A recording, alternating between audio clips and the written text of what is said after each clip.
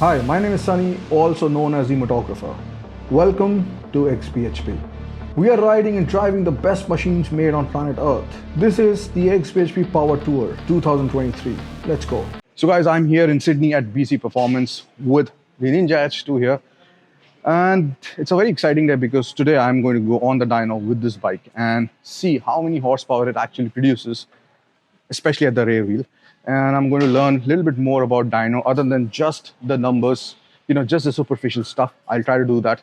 And if you know, I went around Australia on the Ninja H2 in 2017, 20,000 kilometers. And now it's time for some numbers, basically on paper. That also matters. And of course, like last time, I'm also using Castrol Power One Ultimate this time, the 10W40 full synthetic version. So talking about this bike, this is the only forced induction motorcycle out there currently. And of course, there are other variations like the ZH2, the Ninja H2, SX, all these kind of. But this one is the big daddy if you just don't count the H2R. We'll come to the differences between the H2R and H2 in a little while. But as far as cooling of this engine is concerned, because when Kawasaki actually made this, a lot of people were apprehensive that this doesn't have an intercooler and stuff like that. So what are they going to do about the thermal issues? Well, there are a lot of things that Kawasaki has done. Of course, like there is no lower fairing. There's this trellis frame which allows for more cooling and a little bit more flex, at higher speed, stuff like that. And of course, the major thing is that this takes 30% more engine oil than your standard beta class motorcycles. So of course, this means that without the engine oil doing its function, this bike is going to blow, especially when the impeller is revolving around 9.2 times the speed of the engine, the crankshaft, right? So when the tachometer is at around 14,000 RPM, the impeller is running around 120,000 RPM. Can you just imagine? And it's like insane, right? So you need the bike to stay cool, protected and everything. And this engine oil has been doing the tricks in so many years. In fact, in my last trip also, Kawasaki Australia, they officially put Castrol in this motorcycle. And you can see a few clips here, might be on your screen. And now it's actually time to speak to somebody here at BC Performance, the experts. So Kelvin, how much does a standard dyno test cost over here? Just a dyno test, or yeah, a dyno test just to see how your bike's running is $150. Okay. So. And suppose somebody wants to get his bike supercharged or something. Yeah. Somebody wants to get like bike like the Rocket 3 supercharged. So how much will it cost? So the Rocket 3, the kit itself from TTS in the UK is about $10,000. And to get it up and running, do the engine, set up supercharger, get it tuned, you're looking probably another $5,000–6,000. Okay. Then you're away. And how much time? We'd need the bike probably for a week. All right, here we go. And up it goes on the dyno. So we are all set now. And boy, do I love that number plate. So that's Kelvin over there. Hello. He has been gracious by allowing us inside this room and finally we'll get to know. So guys, wearing this is very important because you'll go deaf here. And this is sort of a soundproof room. And the bike is there. And this is a magic screen, of course, where you'll see everything. So now we're going to start this. So there are a lot of fans here.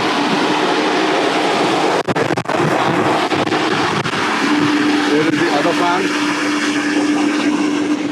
And look at that. Look at that. Now, he's doing test run, warm-up.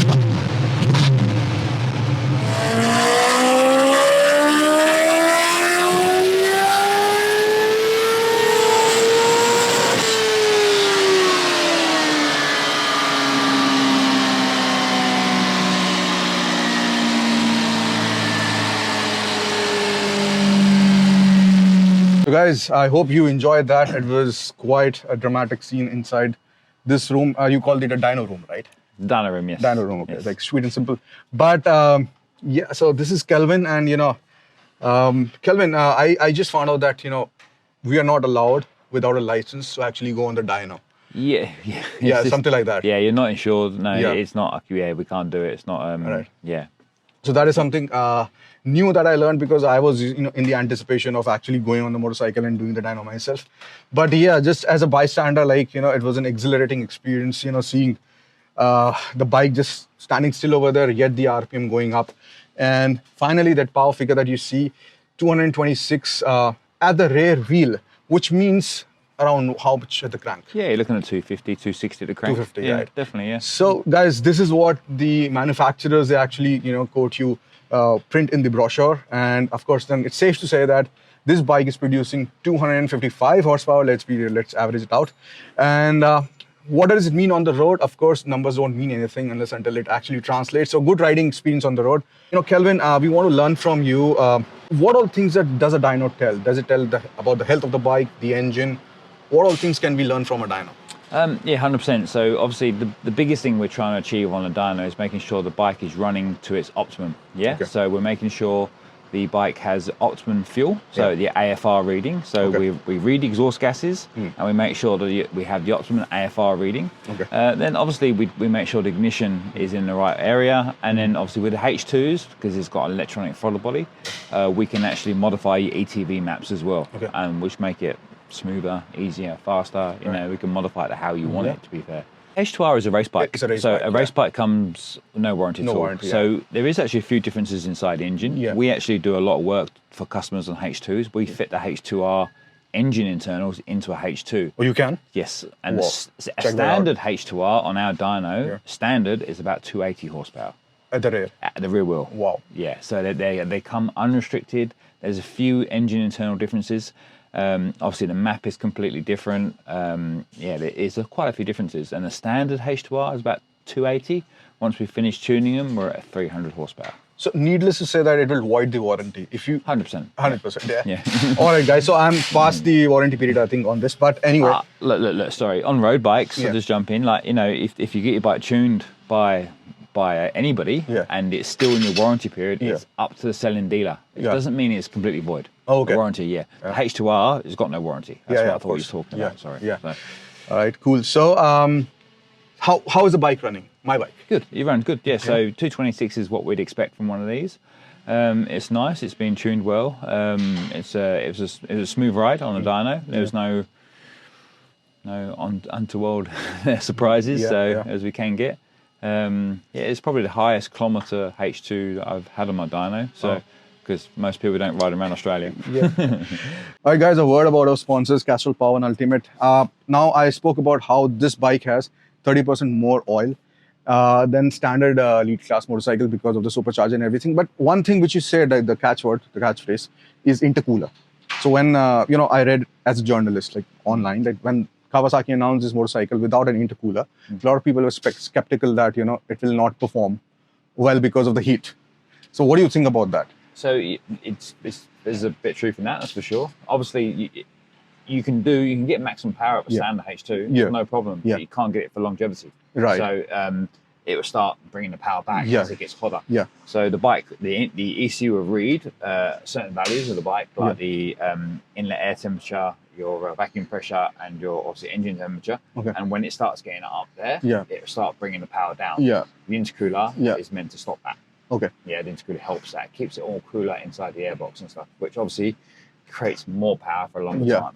And do you also fit intercoolers, and how big they are, if it's possible? If we fit into H2s, we fit a few. So if you imagine underneath the fuel tank here, actually, if this had an intercooler, you wouldn't see it. Really? Yeah. Is that small? It's such a neat system. I can show you pictures. But I have a question. So if you can do it like in your workshop, why didn't Kawasaki go for it? Obviously, cost. Cost, maintenance, and obviously their production. I'll suggest. Okay. Yeah. All right. So anything else that you can tell me about dyno and stuff like this?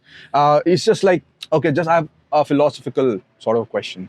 Why would anyone want this much of power, especially when they're not going on the track? I mean, one of them is me, but of course. Let's face it, we cannot use over 200, well, probably over 100 horsepower on the road. Yeah. We've got restrictions on the road. People, we can't go above speed limits, stuff like that.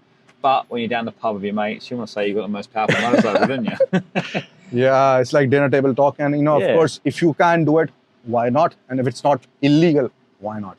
So guys, let's go out and check out a few other machines that they're working on. Let's go. Guys, look at this. Matte black Batmobile. This is probably one of the best builds we've been currently on the go. It's still not finished yet.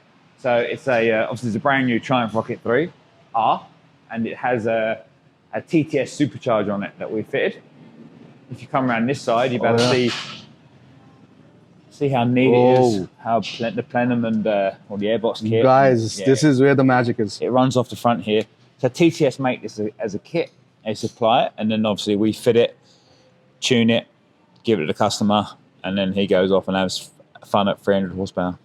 Fishtailing all over. Look at this guy. I mean, this is like the induction pipe or whatever you call on the H2. Oh man. And of course, this is officially lubricated by Castrol over here.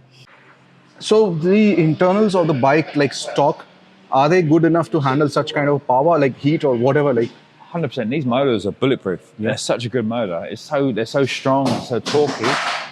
When they're on a dyno, they're a completely different thing than the H2. They're like a car motor. So they're like torquey, strong, grunty. Like you don't feel you're doing 300 horsepower. Yeah.